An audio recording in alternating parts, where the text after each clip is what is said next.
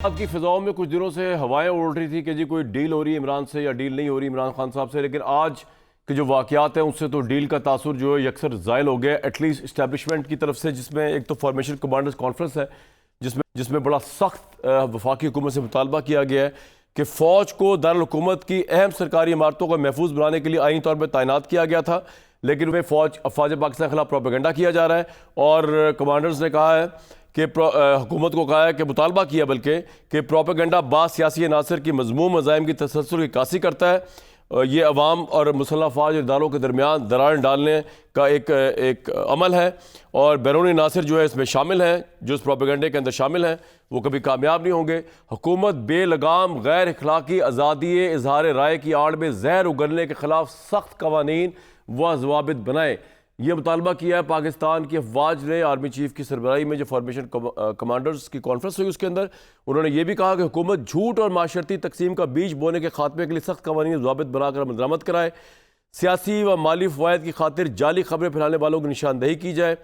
जाली खबरें फैलाने वालों को इंसाफ के कटहरे मिलाना वक्त की अहम ज़रूरत है। फ़ौज मुल्क व कौम की खिदमत बगैर किसी तासुब और सियासी वाबस्तगी करती है। फ़ौज तमाम अंदरूनी और बैरूनी खतरात से निपटने के लिए मुल्क की हिफाजत करती रहेगी और मासूम शहरियों को दूसरे खिलाफ खड़ा करने को बर्दाश्त नहीं किया जाएगा।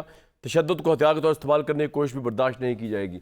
ऑब्वियसली हुकूमत के ऊपर ये तरकीब तो खैर हो रही थी कि उन्होंने they did not do enough कि जो प्रोपेगेंडा अफवाज के खिलाफ हो रहा है, और बुलाया भी फ़ौज को हुकूमत ने अपनी मदद के लिए, और उसके बाद प्रोपेगेंडा भी फ़ौज को फेस करना पड़ा है। तो ये बड़ा क्लियर कट मैसेज जो वफाकी हुकूमत को भी गया है और वो प्रोपेगेंडा करने वाले यूट्यूबर्स, सोशल मीडिया वालों को भी गया है, जो ऑब्वियसली बगैर किसी एडिटोरियल चेक के झूठी खबरें फैलाते हैं, मुनाफकत फैलाते हैं, नफरत फैलाते हैं।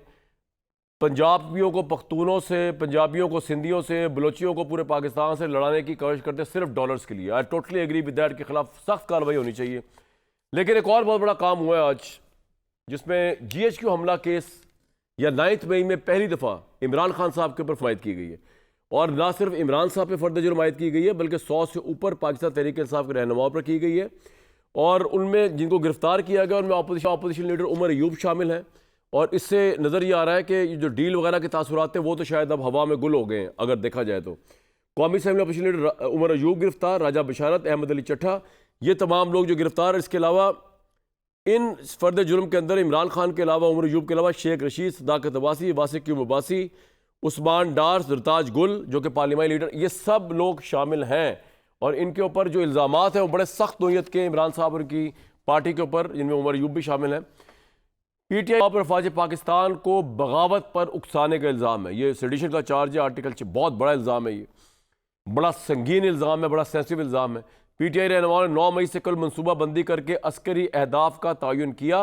PTI कहते हैं सियासी मकासद के लिए दहशतगर्द तंजीमों की तरफ मुनज़्ज़म मनसूबा बंदी की, अस्करी अहदाफ पर बराह रास्त हमले किए PTI ने। ये इसकी फर्द जुर्म की तफसीलात है।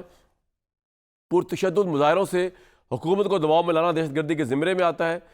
PTI रहनुमाओं ने 102 गाड़ियों को नुकसान पहुँचाया, 26 सरकारी इमारतों पर मुनज़्ज़म हमले किए, 1 अरब 67 करोड़ 56 लाख रुपए का नुकसान 9 मई को किया।